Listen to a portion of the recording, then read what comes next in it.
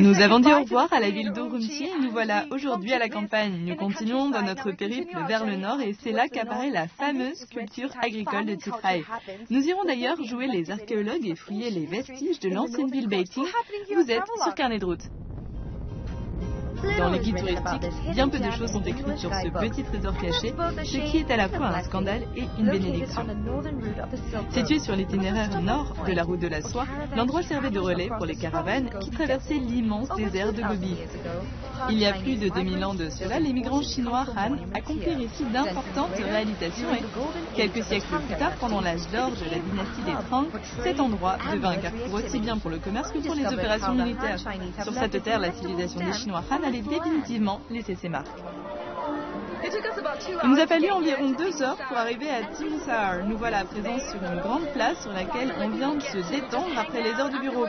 Les habitants du coin pratiquent toutes sortes de loisirs, ce qui crée dans cette ville une ambiance on ne peut plus décontractée. L'ancienne ville de Beiting est également située dans le coin, ce qui veut dire que nous n'allons pas tarder à explorer ces fameuses ruines, mais je veux d'abord faire un petit tour. Facilement accessible par l'autoroute, Timusahar se trouve à 160 km à l'est d'Urumqi. C'est difficile d'imaginer lorsque vous constatez ici une ambiance si décontractée, mais l'endroit était jadis rempli de caravanes de chameaux transportant des brocarts de soie et d'autres trésors dans toute la ville. Il semble que durant des siècles, les habitants aient édifié une route au trésor pleine d'énergie, de vigueur et de vitalité.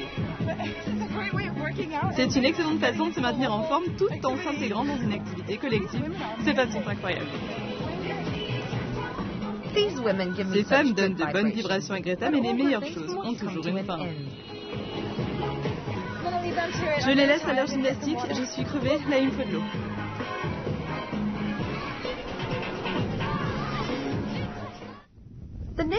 Le lendemain matin, Greta, tout excitée à l'idée du programme de la journée, se réveille aux aurores pour aller jouer les détectives.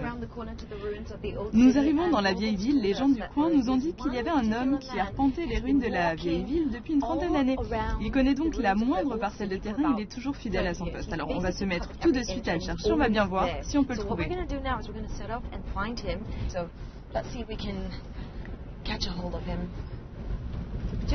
Alors, c'est donc ça l'ancienne ville fondée sous la dynastie Tang? Bon, j'espère que je cherche pas pour rien là.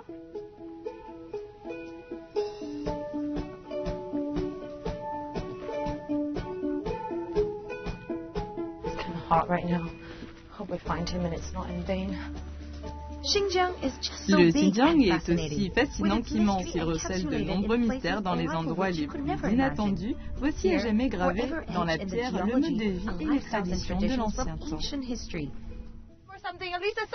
Je vois quelqu'un se promener tout là-bas. Salut, vous allez bien?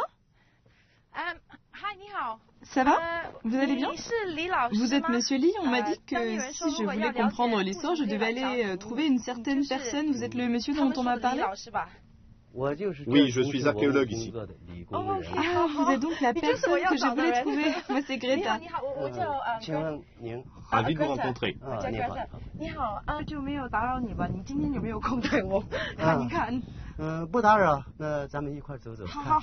Ici, c'est l'ancienne ville fondée sous la dynastie des Tang. Greta a bien de la chance d'avoir trouvé un archéologue qui a consacré sa vie à élucider le mystère de l'ancienne ville Beiting. Édifiée à l'époque de la dynastie des Tang, il y a 1300 ans de cela, l'endroit servait de QG à l'armée du gouvernement central, mais symbolisait aussi une présence politique et culturelle de poids dans cette région de Chine occidentale. Il y a 2000 ans de cela, l'agriculture s'est mise à prospérer ici grâce aux responsables gouvernementaux et aux travailleurs qualifiés que l'on envoyait depuis Chang'an, la capitale de l'époque. La région est décidément riche en histoire. C'est de quelle époque? C'est de la dynastie des Tang. Tout cela est de l'époque Tang.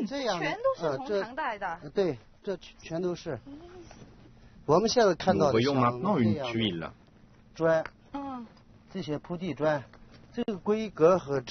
Le style est caractéristique de la dynastie Tang. La capitale impériale était alors Chang'an, qui est à présent la ville de Xi'an. Les tuiles sont similaires dans les deux endroits, ce qui montre que le statut de l'ancienne ville Beiting était plutôt élevé. C'était plus important que Urumqi? Oui, son statut officiel était plus élevé que celui dont jouit Urumqi de nos jours.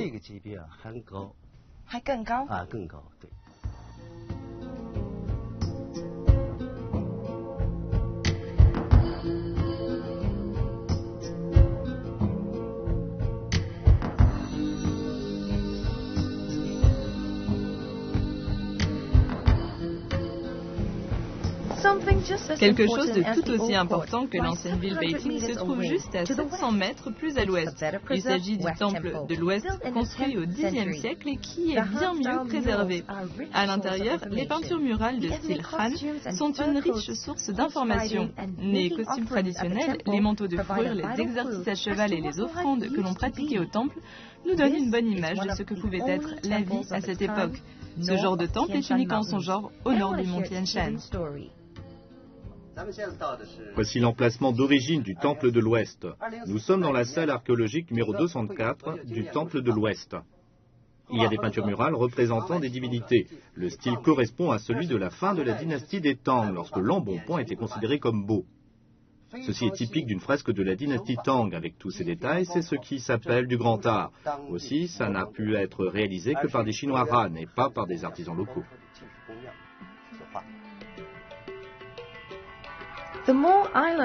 Plus Greta en apprend sur cette époque, plus elle semble en apprécier les réalisations artistiques.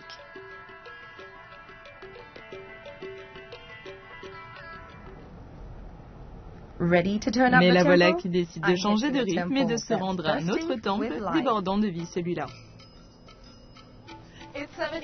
Il est 7 heures du matin, le parking est déjà plein. S'il y a tant de monde dans les parages, c'est qu'il y a un genre de kermesse aujourd'hui. Mais aussi que c'est l'un des seuls temples bouddhistes de style Han que l'on trouve dans le nord du Xinjiang. Je crois qu'on va en avoir plein les yeux. Et Greta qui croyait être matinale, quelle désillusion! Il y a beaucoup de gens aujourd'hui, la plupart viennent du nord du Xinjiang. S'ils font le voyage en autocar une nuit entière et endurent les aléas de ce long trajet, c'est bel et bien pour recevoir une bénédiction des bonzes. C'est dire à quel point ils sont dévots et moi, je fais la queue avec eux. Partager ce genre de célébration aux côtés des habitants est la meilleure façon de plonger un moment dans leur vie. Greta a eu de la chance de se retrouver là, au bon moment. Comme ce temple fut construit il y a 2000 ans, on pourrait essayer de deviner combien de fois ce genre de festivité, qui dure 3 jours, a pu se reproduire au fil des siècles. La route de la soie a grandement contribué à façonner les croyances religieuses à travers les continents. Tout comme les marchandises, le bouddhisme s'étendit de l'Inde à la Chine en passant par le Xinjiang. Dès la première migration, les émigrés chinois Han furent attirés par cette forme spirituelle du culte et se convertirent.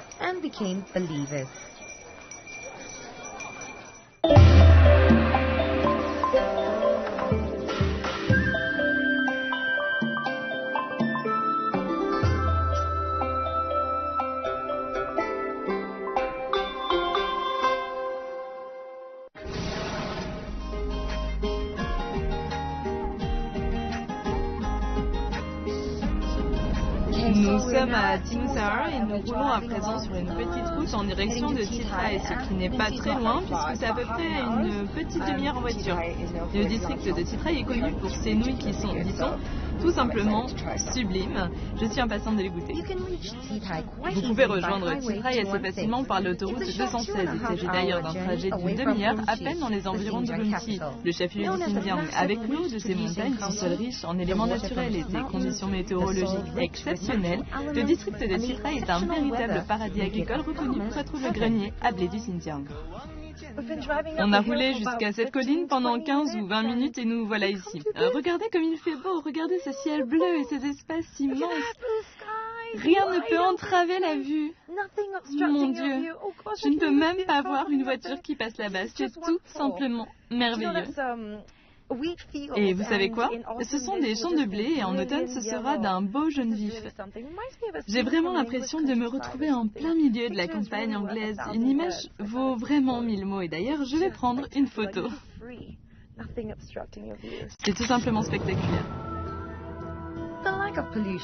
L'absence de pollution couplée à la ténacité légendaire des Chinois Han ont rempli ces paysages d'orge, de qualité supérieure, de pommes de terre, de maïs et de bien d'autres cultures encore qui sont réputées dans toute la Chine. Autre preuve, s'il en est, l'alcool de riz local a la saveur incomparable. 20% as opposed to the normal 9%. Now that's quality. Lovely, isn't it? This is great. Mais c'est formidable.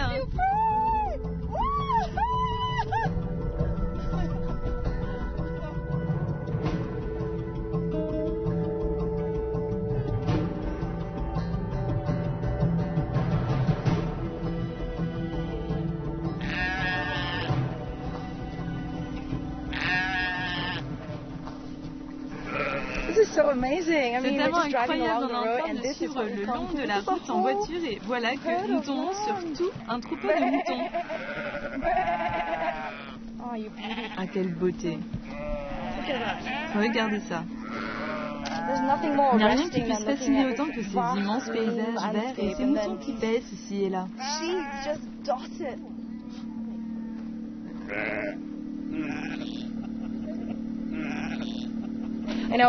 Vous savez, le Xinjiang est tellement grand que quand on se déplace d'un endroit à l'autre, il faut parfois de longues heures de route. Alors, il peut arriver d'avoir envie de se dégourdir un peu les jambes et là, on sait sur quoi on peut tomber. Après avoir observé tous ces jolis moutons, Greta décide enfin de voir où elle va passer la nuit.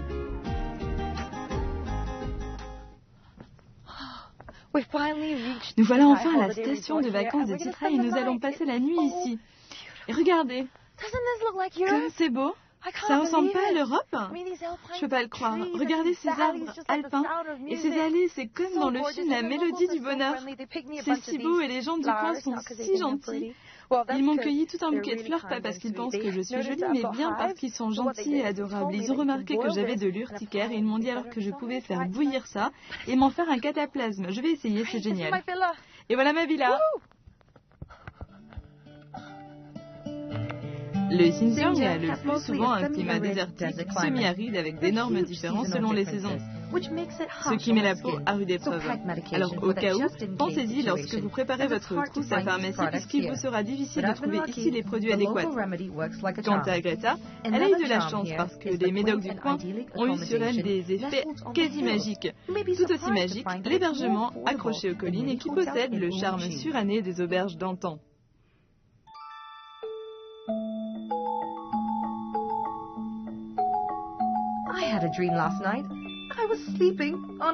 J'ai fait un rêve la nuit dernière. Je dormais dans une prairie et Minute Papillon, si c'était vrai.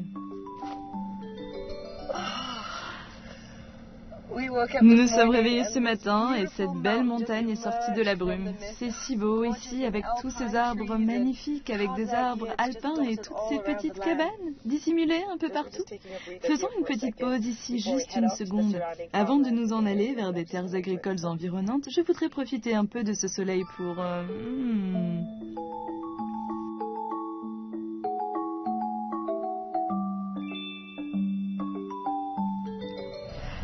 Après s'être laissé aller un bref moment en farniente, voilà que Greta s'est mise en route pour Timbulake à la rencontre d'une de ses amies. Elle brûle de lui demander tout un tas de choses sur cette région, mais tout d'abord, nous avons droit à une petite expérience scientifique. Vous pouvez voir la pente là-bas?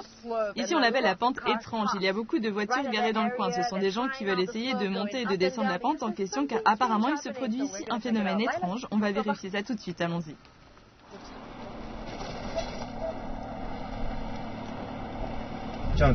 Quand on regarde ici, on dirait que ça monte. Oui, c'est vrai. Qu'est-ce que vous faites? Je suis au point mort. Vraiment? C'est incroyable. Il est au point mort et pourtant, on monte. C'est vraiment étrange. Pas étonnant que les gens veulent tenter l'expérience. Et si on retourne? Prêt, 1, 2, 3, on descend la pente. Donc vous pouvez la laisser filer maintenant, mais la voiture, curieusement, reste immobile. Elle s'est arrêtée. Donc qu'est-ce qui se passe si vous embrayez? C'est le monde à l'envers, vraiment. En langue kazakh, Timbulake signifie dispenseur d'eau bénite. Situé à une soixantaine de kilomètres du district de Titray, il est facile de comprendre pourquoi cet endroit sacré eut un tel pouvoir d'attraction sur les aïeux de l'ami de Greta, qu'ils décidèrent de faire le voyage jusqu'en quête d'un avenir meilleur. Greta est impatiente de revoir son amie, de savoir ce qu'elle devient. Salut, comment ça va? C'est là que tu habites? Comment ça va? Entre et repose-toi un peu.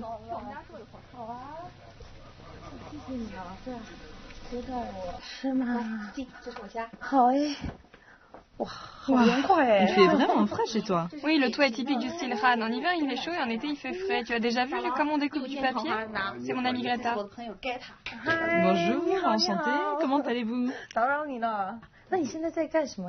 Je fais du découpage pour mettre à la fenêtre. Chez nous, quand on fait une fête ou qu'on célèbre un mariage, on décore nos fenêtres avec ça. Et toi, tu sais le faire? Oui, un peu. Depuis que mon grand-père est arrivé ici, nous avons gardé cette tradition vivante. Comment ton grand-père est-il arrivé ici?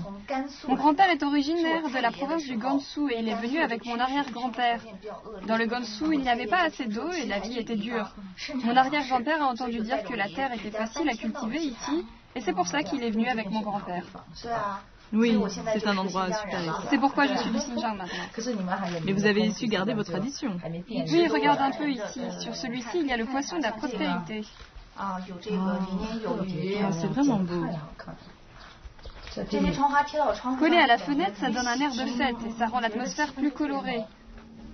On va le coller, c'est pour attirer la bonne fortune.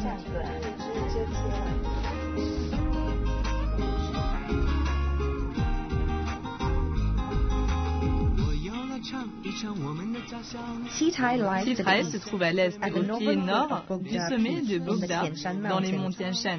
C'est une région qui bénéficie d'un excellent climat continental. Avec des étés chauds, des hivers froids et peu de précipitations, le meilleur moment pour visiter cette partie du Xinjiang est le début de l'automne, lorsque les températures sont plus supportables. Après un petit tour rapide du village, le déjeuner ne sera que plus appréciable. Avoir le bonheur de prendre son repas dans un village est quelque chose à ne pas manquer. Quand on vit en ville, c'est un véritable privilège de pouvoir profiter d'une nourriture qui, produite dans le coin, arrive quasi directement dans les assiettes. Les paysans sélectionnent avec soin le poulet, les légumes, les pommes de terre et les épices qui viennent de leur propre jardin. Si c'est l'authenticité que vous recherchez, l'endroit ne vous décevra pas. Vous nourrirez ici votre corps aussi bien que votre esprit. Ouais, super. Qu'est-ce que c'est? C'est de la purée de pommes de terre de chez nous. Avec les baguettes, d'accord? Goûte. Ah, c'est vraiment bon. C'est comme à la maison. C'est très parfumé, c'est vraiment bon. Ici, c'est véritablement le Far West de la Chine, l'Ouest sauvage. Ce qui veut dire que la purée version locale ne doit être manquée sous aucun prétexte. Le Xinjiang est constitué de zones désertiques, de massifs montagneux, de glaciers, autant de facteurs qui déterminent le climat. En juillet, la chaleur est écrasante, mais pour la combattre, il y a un truc. Il fait chaud ici et ça, vous allez voir. Qu'est-ce que c'est? C'est aigre. Et chez nous, ça s'appelle darwang. Darwang. Le darwang, c'est efficace quand on veut se rafraîchir. Avant, c'est ce que les gens échangeaient contre de l'or. C'est pas ça? Oui, ils étaient prêts à l'échanger contre de l'or, des diamants ou des pierres précieuses. Il n'y en avait pas dans l'Ouest. À l'époque de la route de la soie, les chameaux traversaient le désert et ils seraient morts de soif sans ce truc. Ça fait pas de mine, mais c'est vraiment utile. Sans le darwang, ces chameaux seraient morts et le commerce le long de la route de la soie aurait pris fin. Ça n'a pas un goût très fameux par contre.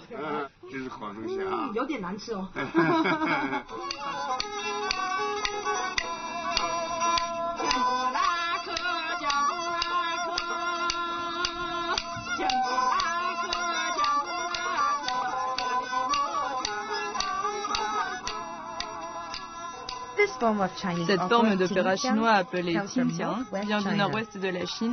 Tout en respectant son style originel, les autochtones se l'ont approprié en utilisant le dialecte de Titray et chantent aujourd'hui à tue-tête leur amour de Timbulake. Étant donné que les ancêtres de ces villageois sont venus de différentes provinces, le dialecte du Titrai est un curieux mélange constitué des dialectes du Gansu, du Shanxi et du Henan. C'est un peu comme si le tissu de leur existence avait été réalisé sur le métier d'une parfaite synergie culturelle.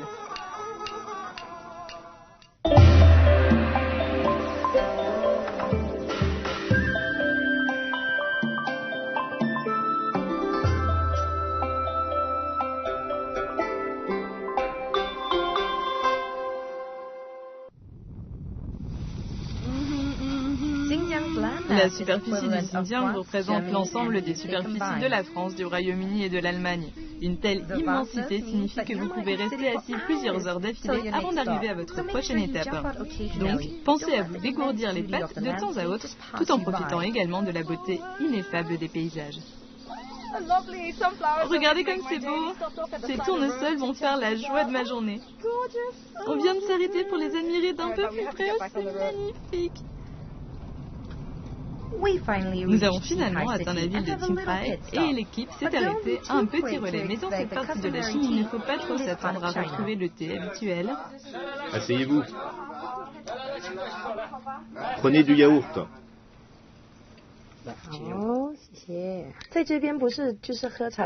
Vous servez du yaourt à la place du thé, pourquoi? Manger du yaourt, c'est une habitude dans le Xinjiang. Les Chinois Han ont adopté les habitudes locales parce qu'elles sont bonnes pour la santé. Alors, vous trouvez ça bon? C'est tellement bon que j'ai envie de pleurer. Ça coûte combien un bol de yaourt comme ça? 3 ou 4 yuans. Je n'ai jamais rien mangé de tel, c'est si frais. Titrai est vraiment un paradis pour les gourmets. Ici, les habitudes des Chinois Han ont été influencées par les saveurs ouïghours et kazakhs. Vous pouvez ainsi mâcher à qui mieux mieux d'énormes brochettes d'agneau et aspirer goulûment un bol de nouilles pour le petit déjeuner. C'est une chose à ne manquer sous aucun prétexte lorsque vous vous trouvez dans cette partie du Xinjiang.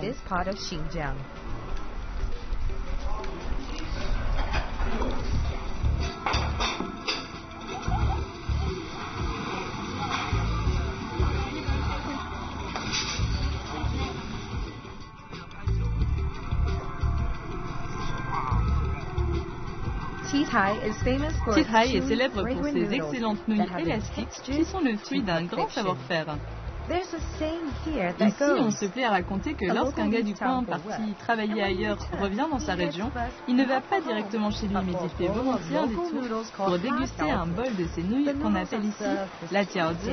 Comme les nouilles servent d'accompagnement au plat, apprenez donc à dire guoyolo pour être sûr d'avoir la meilleure combinaison possible.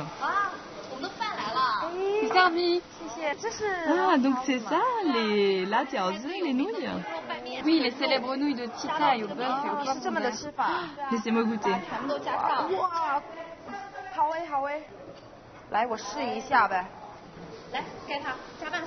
Ajoute un peu d'ail. C'est plutôt élastique. C'est de la cuisine du Nord, non? Avec une gousse d'ail? C'est vraiment un délice. Quand goûter, c'est croire, toute l'équipe a décidé à l'unanimité que ces nouilles étaient, à n'en pas douter, les meilleures de tout le nord du Xinjiang. À l'heure où le soleil se couche, les gens d'ici n'ont aucune envie de se cloîtrer chez eux. Ils seraient plutôt du genre à s'amuser dehors. Pour comprendre le Xinjiang d'aujourd'hui, il faut s'imaginer ce que donnerait le mélange entre le hangpu, un instrument traditionnel chinois, et le violon occidental. Ici, on ne peut s'empêcher d'être contaminé par la culture métissée et l'ouverture d'esprit de ces gens. Pour Greta, il semble qu'un grand attachement pour le Xinjiang soit en train de naître. Cette région si agréable à vivre nous rappelle à tous que la simplicité est l'une des plus grandes joies de la vie. Quel bonheur en effet de pouvoir manger, boire et festoyer dans des paysages si beaux.